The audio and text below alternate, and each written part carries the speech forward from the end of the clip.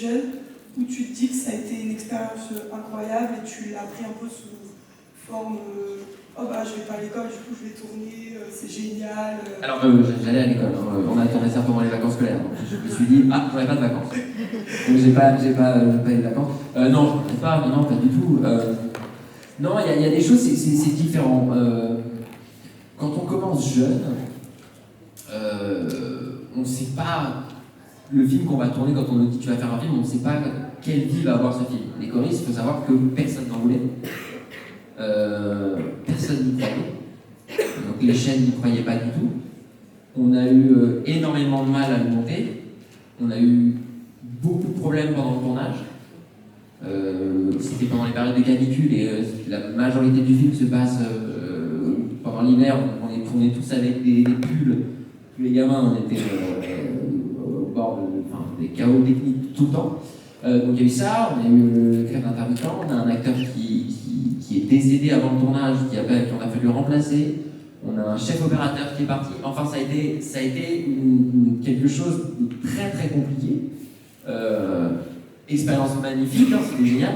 Mais quand on a terminé le tournage, on se dit bon, si on fait 200 ou 300 000 entrées, on sera content.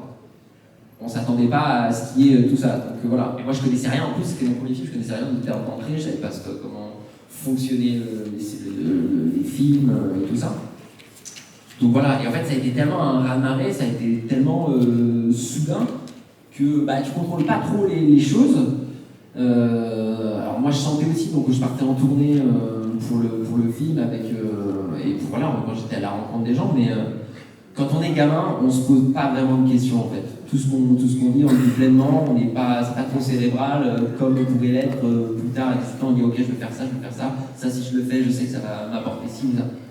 Voilà, il y a des acteurs qui rêvent de faire des films, de faire des millions d'entrées, qui n'en font jamais, et qui font plein de films, et d'autres qui font peu de films et qui font des millions d'entrées. Donc voilà, non mais j'ai aucun regret là-dessus, c'est tombé au bon moment, vous avez besoin de jeunes, j'étais jeune à l'époque. Voilà. Est-ce que tu sais à quand les paroles de la musique sur mon chemin? Ouais. Elle est revenue vachement sur TikTok, genre en version techno.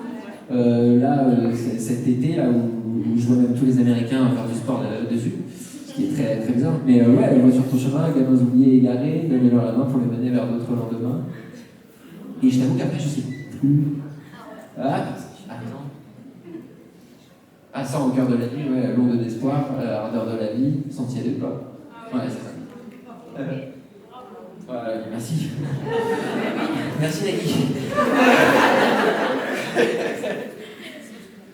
Beaucoup des enfants sur le tournage étaient dans la région de Clermont-Ferrand. Moi j'habitais à Lyon, d'autres habitaient à Paris.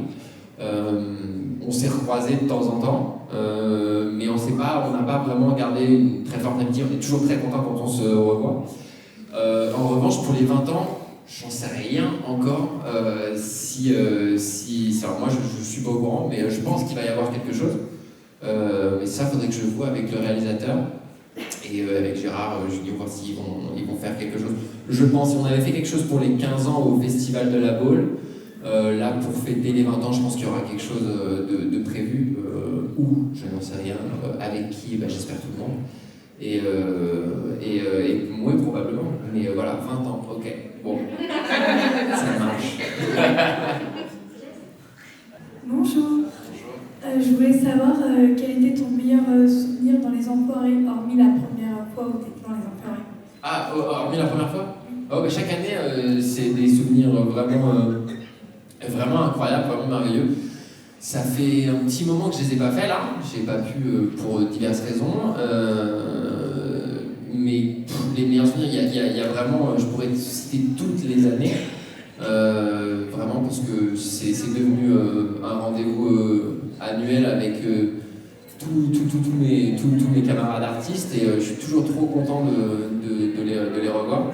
Mais les Enfoirés, le meilleur souvenir que je puisse avoir, c'est surtout les rencontres que j'ai pu faire avec des artistes que j'admirais aussi étant gamin, d'avoir la chance de pouvoir chanter et de les côtoyer avec eux.